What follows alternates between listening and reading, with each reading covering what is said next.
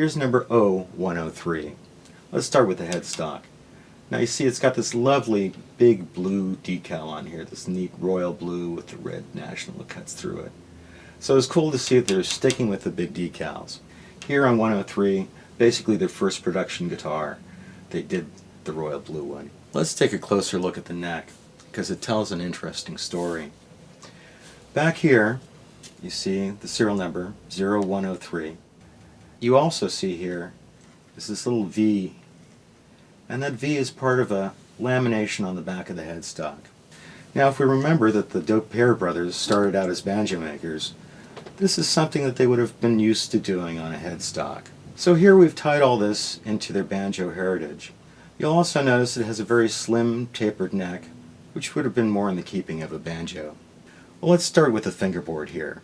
It's made out of this stunning, absolutely stunning, I cannot enforce that enough, piece of natural, unstained ebony that's got this ribbon through it. And subsequent models would use rosewood, so it's unusual to see them using ebony. The other unusual thing was that they had the fancy position markers too. Let's look at these frets. Again, we've got these banjo frets that directly bring this all back to the very beginning of National, and that's so charming. One of the other interesting things about these inlays is that you look at them and you go, well, that's not quite mother of pearl and that's not quite abalone. What is that?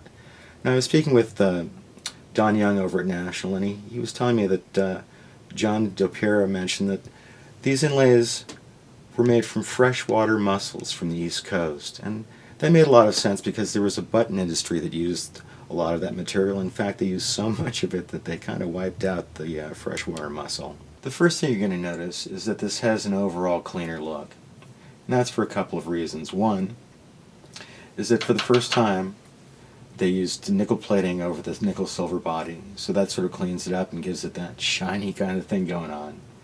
And the other thing too is that you'll notice here that these diamonds are all stamped, and the cover plate is actually sitting in a little stamped lip now, and that's very significant. That means that very early on they started stamping parts of the body. Now the other parts that they didn't stamp and that remained hand cut for the rest of their tenure at National were the diamond hulls, and these are really charming because you can tell they're sort of hand cut. They have a little swoop to them, and that even gives it more movement sort of running around here. The other cool thing here is that these holes were stamped, but they had to be finished off by hand, and Rudy would have been, doing it with a hammer, and you can really feel the hammer marks on this. It's really charming. And the other unmistakable thing here is that it's got screens behind it. And they were really thinking ahead, because this was the first round neck that they did. And they didn't want you to be able to see inside. It was all part of this mysterious little thing they had going on. It's like, how does this thing work? Two things we're looking at here now. One is that they've tapered this body because they wanted a little bit of angle. So they knew about that. They knew how banjos worked and how to make everything function. So it was nice to see that they really had planned ahead for this. And the other thing is that there's no more unsightly solder joints because they finally went to the plating, which they hoped they didn't have to do, but certainly made a world of difference. And you'll see there's no longer an unsightly solder joint here. It's all covered up by the plating. Everything looks slick and neat and tight. The other thing that you'll notice here is that the grills are no longer woven. And there's one more little feature here that I really love, is that they textured these grills with a little fine blast of sand blasting here that gave it a texture, and it made it glint from other things. And the other interesting thing too is that these grills here were probably from the same batch that they made 102 from, because they mic out to be perfectly the same. And here's a neat shot of the two cover plates together. I mean, it's a big jump from here to there, going from the curves here to the more modern look over here. The hand-cut diamonds, the stamped diamonds, no screens, screens. Here you can see they spot soldered the screens on. And here's another advancement here. And this was likely another contribution from Adolf Rickenbacker, because he was the metal worker and knew how to make boxes and all sorts of things out of metal. So I'm sure he said, look, don't bend things around. That's going to cost you money. Just put these L brackets on here and it'll stiffen up and you'll be fine. You can see where this is a lovely stamped piece of metal here. And it's way, way worlds apart from that hand-cut deal. And I can see where they would definitely want this stamped out, because you do not want to cut these diamonds every time. Here you see a fully stamped hand rest. It's no longer cut and just folded. This is a deep draw stamp, and that's another thing that really cleaned things up. The other interesting feature is that this still retains this large flange that covers up the original line of this design underneath. You can see that they've dropped the swoop here and dropped the swoop there. And that's likely from Adolf Rickenbacker pointing out that, it's going to be cheaper to make a square cut here, and also you'll find that it really fits in better with the overall design of Deco, rather than having these weird swoops here. It's got this direct streamlined thing going on. The other thing too is that they used to be able to see the cut underneath here, that, remember from 102, that they'd been up to stiffen up. And now it's just clean lines underneath. And here's my favorite part, the reveal. One thing that's obvious here is now that the cover plate has an indentation to sit in. And this was stamped too. This wasn't something that they could hand hammer out. And also, the depth of the pan, you'll see, is much deeper. And the piece of wood, as we'll find, is a thinner piece of wood too, so everything just sits down a lot more. Let's take a closer look at the pan. Remove the T-bridge here. Now, you'll notice it doesn't have any screws. It's not held down by anything that you can see. And I think the Dopiero brothers are being rather mischievous this day. It's like, let's hide everything. Let's, put these screens to obscure the view on the inside. Let's put screens just to make this sort of this mysterious, what's going on kind of thing. But what's really clever is that here we see they moved the screw underneath the cone just to hide it. If we turn it over, you'll see this little detail right here, and this tells a lot. They had originally drilled through and were going to put a center screw from here to there and into the stick. And what they did was, they decided, we'll just hide everything. So they filled this hole, and they painted over everything and moved the screw over here. I think that's so cool. One of the things that warms the cockles of my heart are these pencil lines. Simple little pencil lines. But they were done by John Dopiero. Another feature of this pan is this slot right here that let this sit down flush over the neck stick that runs through the body. You can also see these little nicks here at the corner, and that was to avoid the screws that were holding the neck stick to the pan. All the hand rabbiting so it would sit flush down the pan. The spreading of the extra paint here is just charming. It's like, this isn't going to be seen. We can get away with that. Once again, you can see where they've soldered in this big piece of metal here, and they've crimped up the edge for the pan to sit on. And this wouldn't change until much later when they'd had the metal pan stamped out. Sometimes you'd have problems where this would sort of pinch in and it would cause problems with the cones. So they weren't always as careful as they should have been. Another thing, too, is that these didn't always quite fit, so sometimes the cone would be sitting just slightly off the side a little bit, and that must have caused a lot of headaches for them. You'll also see here these wonderful handmade post and pads. Again, made out of nickel silver with a nickel silver collar and a place for the post. Just charming.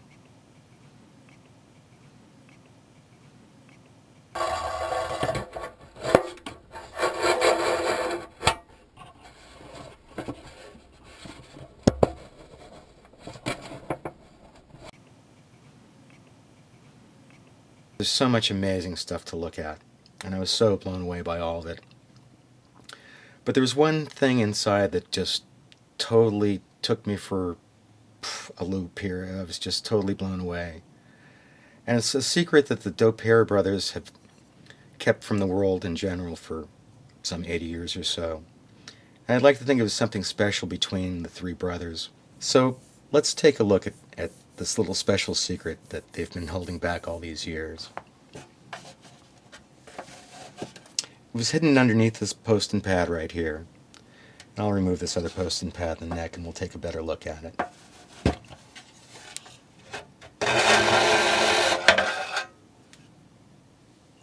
What we see here is this wonderful 3, not cut just once, but twice, and this incredible flourish afterwards.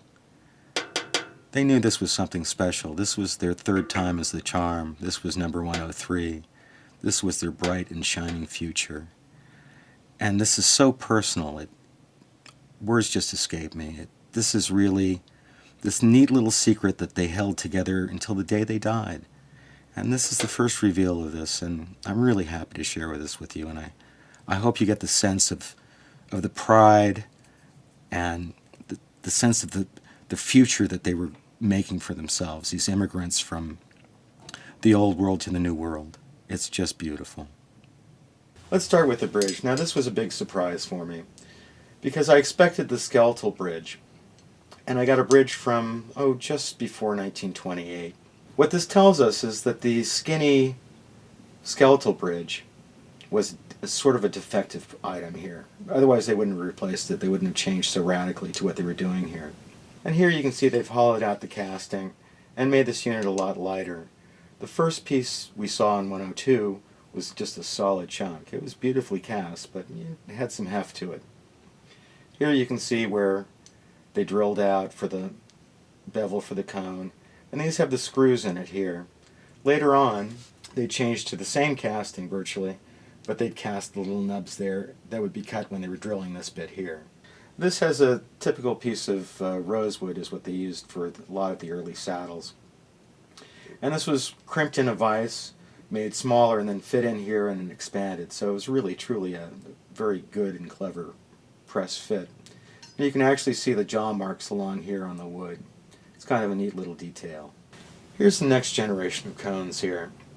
These are about 1/8 of an inch taller, and as they spun it down to here, and this lip is all pressed into it. And they had, a female and male mold, and stamped it, and it caused the nice sharp edges here, and it also shows this crimping here, which shows that it's a stamped cone. One of the more interesting features about this cone, and something that most people don't know about, is this dimple right here. It shows up on all the early non-spiral cones from this point on. And it's almost an identifier that you can tell that this is an early original spiral cone. Now this dimple came in from the stamping process when they stamped the edge on here. And I rather imagine it was a wooden stamp, because these were spun on a wooden mandrel. And I think a little piece of the wood sort of started popping out and ended up causing this dimple when it was stamped. And later on in 1928 they added the spirals to the cone, because these cones they're only 6/1000ths thick, and they're sort of fragile, but they're not, because the cone shape lends it a lot of strength. But nonetheless, these were thin cones, and when they put the spirals in here, it really made sure that they didn't get any of these things back. Another indicator that this is like basically the first run of these cones is that you don't see any sandpaper marks on here. Now as these non-spiral cones progressed, they would start sanding the backs of the aluminum because it started to spin on the wooden mandrel. And you can see here it was a fresh mandrel, they had no problems. When I first got these cones, these were all crushed, and so I reformed the cone by hand, slowly, patiently, getting the wrinkles out.